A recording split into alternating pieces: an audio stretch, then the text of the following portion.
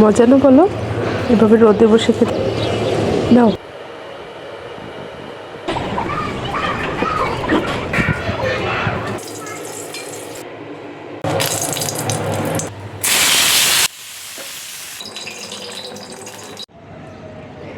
আসসালামু আলাইকুম, সবাই কেমন আছেন? শুভ সকাল। শুরু করছি আজকের নতুন ব্লগটি।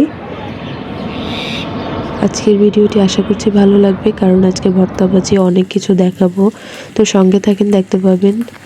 আসলে কি, আমি গ্রামীণ জীবন অনেক মিস করি। আর সকালবেলা ঘুম থেকে উঠেই এত সুন্দর একটা সূর্যোদয় দেখে আসলাম।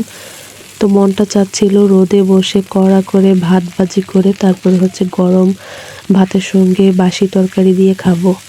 তো যেই ভাবা সেই কাজ, ভাবলাম ফ্রিজে তো ভাত আছেই, কি করি এগুলোকে ভেজে ফেলি। অনেক দিন ধরে ভাত খাওয়া হচ্ছিল না, সঙ্গে একটা ডিমও ভেজে নিই। গ্রামীণ জীবন আসলে আমার অনেক ভালো লাগে, কিন্তু গ্রামে থাকার কোনো ওয়ে নাই, কারণ আমার বাবার বাসা আর বলেন শ্বশুর বাড়ি কোনোটাই গ্রামে নাই।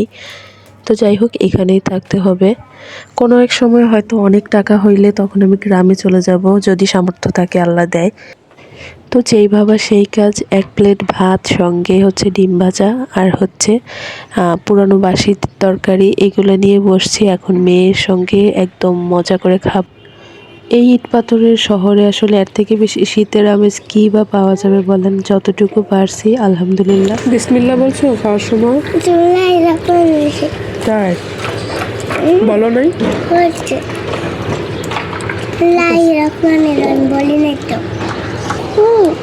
মজা না বলো, এভাবে রোদে বসে খেতে খুব ভালো লাগে, তাই না মা?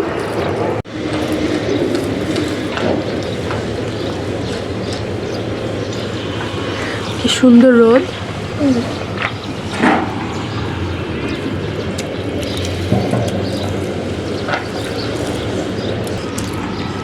বলো না।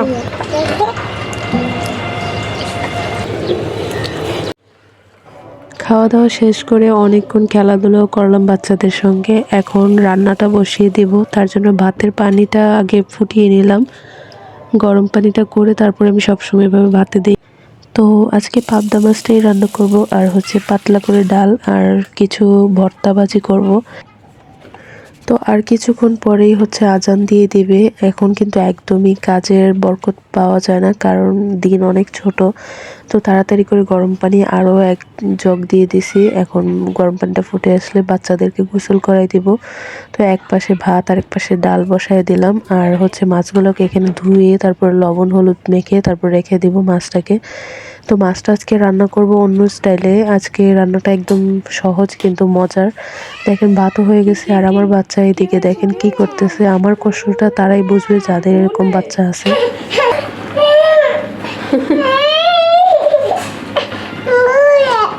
হ্যাঁ, কি বাবা?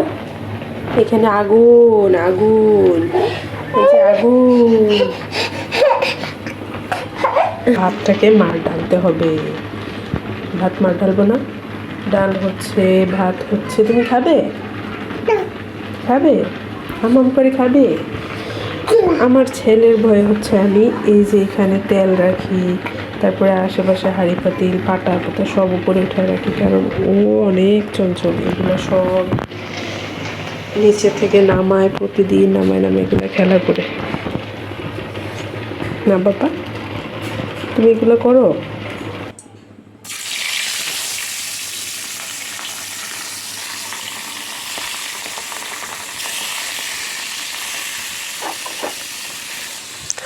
তো একে একে মাছগুলোকেও ভেজে নিচ্ছি। মাছ ভাজা ছাড়া আসলে এই মাছটা আমরা খেতে পারি না। এই মাছ না, অ্যাকচুয়ালি সব মাছই আমি ভাজাই রান্না করি। ফিলিপস ব্র্যান্ডের একটা ব্লেন্ডার নিয়েছিলাম। দেখেন ব্লেন্ডারটার অবস্থা, এটা 1 বছরও আমি ব্যবহার করি নাই, এটা ফেটে একদম 12টা বেজে গেছে। যাই হোক, এটাকে জোড়াতালি দিয়ে এখন এটাতে আমি পাবদা মাছটা যে রান্না করব তার জন্য প্রিপারেশন করে নিচ্ছি, একটা মশলা বানাবো। তো দেখেন 2টা কাঁচামরিচ, অল্প পরিমাণে কি বলে পেঁয়াজ, তারপর একটা রসুন, গোটা রসুন দিয়ে দিছি কেটে। তো আর কিচ্ছু দেই না, এগুলাকে জাস্ট ব্লেন্ড করে নিব। আমার বাসায় টমেটো ছিল না, থাকলে আপনারা দিবেন, এই রান্নাটাতে অনেক মজা হবে। তো এইভাবে হয়তো বা অনেকে রান্না করে থাকে বা আমার থেকেও মজা হয়। এটা আসলে এক একজনের রান্নার স্টাইল। আমি আমারটা দেখাচ্ছি, আপনি আপনার মতো রান্না করবেন। আমি জাস্ট বলছি এটা আসলে মজা হয়, তো করে দেখতে পারেন ট্রাই করে। সেই মাছ ভাজার তেলটাতেই কিন্তু আমি অল্প পরিমাণে পেঁয়াজ দিয়ে দিয়েছিলাম, একদমই সামান্য। তো তারপরে হচ্ছে দেখেন সেই মশলাটা দিয়ে দিলাম, ব্লেন্ড করা মশলাটার সাথে আমি এখন হলুদ, মরিচ, ধনিয়ার গুঁড়া আর কিচ্ছু দিব না। আদা আমরা খাই না, আপনারা হয়তো আদা জিরা এগুলো খেয়ে থাকেন, আমরা আসলে আদা জিরা এগুলা আমি আর কি এই মাছ রান্নাতে আমি তেমন একটা খাই না। তো অল্প ঝোল দিয়ে, ঝোল না অ্যাকচুয়ালি অল্প একটু পানি দিছি, জাস্ট মশলাটাকে কষাবো ভালো করে। তো কষানো হয়ে গেছে, অনেকবার করে আমি মশলাটাকে কষিয়ে নিছি একদম। তো এরপরে যেটা দিছি এটা হচ্ছে আম। এই আমটার কারণে কিন্তু তরকারিটা অনেক মজা হয়। আমি কিন্তু মাছ অনেকগুলো ভাজছিলাম, তো আমার বাচ্চা কাচ্চা আসলে ভাজা মাছ খুব পছন্দ করে, এসে অনেকগুলো খেয়ে ফেলছে, তো মাছ অনেকটা তার জন্য কমে গেছে। তো কি করব, কিছু আর করার নেই, ফ্রিজ থেকে এখন নামালেও অনেকটা দেরি হয়ে যাবে রান্নার। তো যাই হোক, যেগুলো ছিল এগুলোই রান্না করে ফেলছি। তো দেখেন রান্না হয়ে গেছে। পাবদা মাছ রান্না করতে কিন্তু একদমই সময় লাগে না।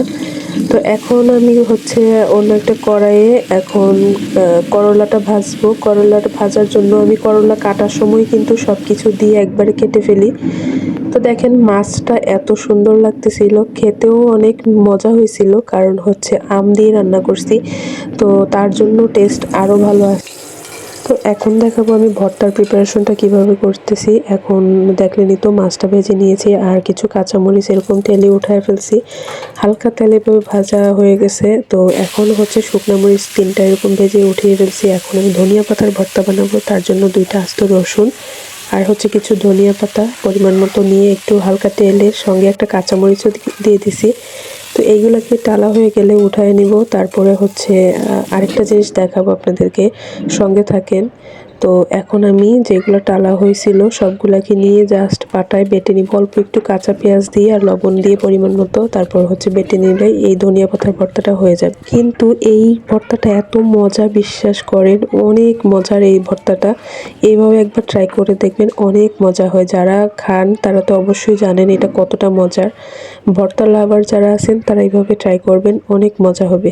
তো একই পাটায় দেখেন আমি একসঙ্গে 3টা ভর্তা বানিয়েছি। আমার কাছে এই ভর্তাগুলা একদমই ইজি মনে হয়, কারণ আমি একসঙ্গে সবগুলা প্রিপারেশন করে নিয়ে বানিয়ে ফেলি। তো দেখেন পাটায় আসলে বাটতে সুবিধা, তার জন্য হচ্ছে বেটে নিলাম। এখন শুধু কাটাগুলা বেছে নিলেই হয়ে যাবে। তো এই মাছের ভর্তাটাও সেমভাবে যেগুলো তেলে রাখছিলাম সবগুলো একসঙ্গে দিয়ে কাঁচা পেঁয়াজ হালকা পরিমাণে একটু ডলা দিয়ে নিছে, কারণ কাঁচা পেঁয়াজ তো এটাকে পুরা একদম মিহি করতে হবে না, আস্তে আস্তে থাকবে, এরকম হালকা একটু ডলা দিলে হয়ে যায়। তো দেখেন এরপরে যেটা করছিলাম ওইটা কিন্তু কলার ভর্তা ছিল, ওইটা আমি দেখাতে ভুলে গেছি, আমি অনেক দুঃখিত। কলার ভর্তা তো সবাই জানেন কিভাবে করে। তো দেখেন আজকে রান্না এই ছিল আমার। তো পাতলা ডাল, তারপরে 3 রকমের ভর্তা, এখানে ভাজি, তারপরে মাছ রান্না করেছি।